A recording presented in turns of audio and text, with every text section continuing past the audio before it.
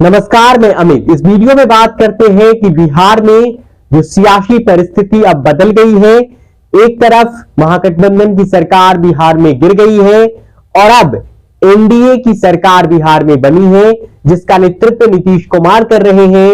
यानी राजद से जेडीयू का ब्रेकअप हो चुका है और बीजेपी के साथ जेडीयू का पैचअप हो गया है। तो अब जब सरकारें बदल गई हैं तो गठबंधन के पार्टनर्स भी बदल गए हैं और तो अब जो तस्वीर 20 जनवरी तक बिहार की राजनीति में थी कि सीटों के बंटवारों को लेकर, अब वह एक नई तरीके से उस पर मंथन शुरू हो गया है कि लोकसभा चुनाव 2024 में कौन सी दल कितनी सीटों पर चुनाव लड़े।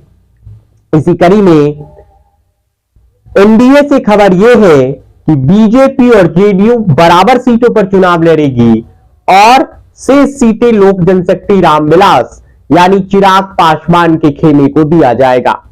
ऐसी खबरें हैं कि बीजेपी 18 और जेडीयू 18 लोकसभा सीटों पर बिहार में अपना कैंडिडेट उतार सकती है और 4 सीटों पर लोक जनशक्ति पार्टी रामविलास के कैंडिडेट चुनावी मैदान में उतर सकते हैं। ऐसा कहा जाता है हाजीपुर और वैशाली की सीट करीब करीब तय है लोजपा के लिए, बाकी सीटों का तलाश किया जाएगा। लेकिन इससे 3-4 सवाल निकल के सामने आते हैं। पहला, क्या बीजेपी ये समझती है कि नीतीश कुमार उसके लिए ट्रम्प कार्ड है और इसलिए उन्हें एक बराबर सीटें मिलनी चाहिए हमारे साथ, जितनी सीटों पर हम लड़े उतनी सीटों पर वे भी चुनाव लड़े। और दूसरा ये, क्या बीजेपी को अब भी भरोसा है नीतीश के मैजिक पर, और क्या बीजेपी 2014 में जब प्रचंड मोदी लहर की शुरुआत इस देश में हुई थी तब बिहार में 40 में 31 सीटें जीती थी एनडीए गठबंधन ने, और 2019 के लोकसभा चुनाव के परिणाम ये कहते हैं कि जब नीतीश कुमार बीजेपी के साथ थे तब 40 में 39 सीटें जीत ली थी केवल किशनगंज को छोड़कर।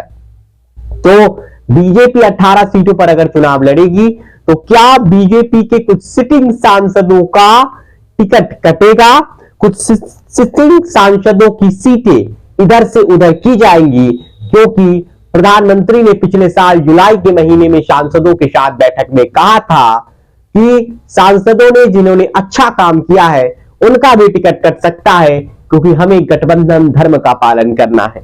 तो क्या गठबंधन धर्म के पालन के नाम पर इन सांसदों की छुट्टी होगी? और अगर जेडीयू 18 सीटों पर चुनाव लड़ेगी तो क्या जेडीयू जो 2020 के विधानसभा चुनाव में खराब प्रदर्शन करती है, क्या उसका प्रदर्शन ठीक हो पाएगा? क्या 2019 को दोहरा पाएगी जेडीयू में भी सवाल है। और क्या वोटर्स के मन में अब भी नीतीश कुमार के प्रति उतनी ही स्नेह है, नीतीश कुमार के प्रति उतना ही आकर्षण है कि वोटर्स को रिझा पाएंगे नीतीश कुमार? और सवाल यह भी कि क्या चिराग पासवान केवल 4 सीटों पर मान जाएंगे, क्योंकि चिराग पासवान की शर्तें हैं 6 लोकसभा और 1 राज्यसभा से कम उन्हें कुछ भी कबूल नहीं है। और 3 और पार्टनर, पशुपति पारस केंद्रीय मंत्री, उनका क्या होगा? क्या जो 6 सीटों पर राज्यसभा के चुनाव होने हैं क्या उन्हें उसमें एडजस्टमेंट किया जाएगा? जीतन राम मांझी की हिंदुस्तानी आवाम मोर्चा का क्या होगा, जिसे 2 सीटें मिलनी है? अब खबर यह है कि जीतन राम मांझी और उपेंद्र कुशवाहा को नीतीश कुमार अपने कोटे से एडजस्ट करेंगे तो पारस खेमा को बीजेपी एडजस्ट करेगी। वैसे नई सरकार बनने के बाद जीतन राम मांझी से नीतीश कुमार की मुलाकात हो या फिर उपेंद्र कुशवाहा से नीतीश कुमार की मुलाकात हो, इसके मायने निकाले जाएंगे, क्योंकि हर मुलाकात कुछ कहती है और सियासत में हर मुलाकात के कुछ ना कुछ मायने होते हैं। तो क्या जेडीयू 18, बीजेपी 18 और लोक जनशक्ति रामविलास 4 सीटों पर चुनाव लड़ेगी? ये फॉर्मूला एक कमोबेश तैयार किया गया है एनडीए गठबंधन की तरफ से बिहार में। लेकिन सवाल यह है कि मांझी और कुशवाहा का क्या करेगी जेडीयू? क्या कम सीटों पर नीतीश कुमार उन्हें मना लेंगे? तो ये सीटें कौन कौन सी होगी? पशुपति पारस का क्या करेगी बीजेपी? चिराग पासवान और नीतीश कुमार की सियासी अदावत का क्या होगा? और पशुपति पारस का हाजीपुर सीट का दावा क्या होगा? क्योंकि चिराग पासवान ये सीट छोड़ने के मूड में नजर नहीं आ रहे हैं। ऐसे बहुत सारे सवाल हैं जिनके जवाब अभी आने बाकी है। ऐसी बहुत सारे परेशानियां हैं इस गठबंधन को, जिससे 2-4 होना होगा।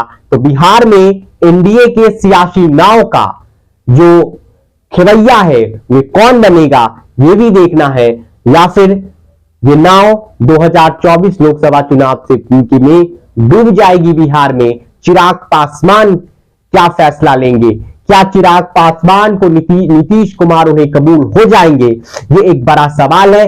वैसे एनडीए बिहार में अब कंफर्टेबल महसूस कर रही है। उसे ऐसा लगता है कि 2019 हम दोहरा लेंगे, क्योंकि नीतीश कुमार हमारे साथ है और नीतीश कुमार के पास एक वोट बैंक है और नीतीश कुमार के न्याय के विकास वाला मॉडल जन जन में लोकप्रिय है और पीएम मोदी का ब्रांड चेहरा है। तो एनडीए में सीट बंटवारा का फॉर्मूला कुछ यूं होगा, लोजपा 4, बीजेपी 18 और जेडीयू 18। इस पर सहमति बनाने की कोशिश हो रही है। देखना दिलचस्प होगा कि अंदर खाने क्या प्लानिंग करते हैं ये नेता और कौन सी पार्टी किस सीट पर दावा ठोकती है और किसका कितना चलता है। ये फिलहाल भविष्य के गर्भ में है। इसे जो भी जानकारी होगी हम आप तक पहुंचाते रहेंगे। फिलहाल इस वीडियो में इतना ही। हमारे चैनल को, यूट्यूब चैनल को सब्सक्राइब कर लीजिए और फेसबुक पेज को फॉलो कीजिए।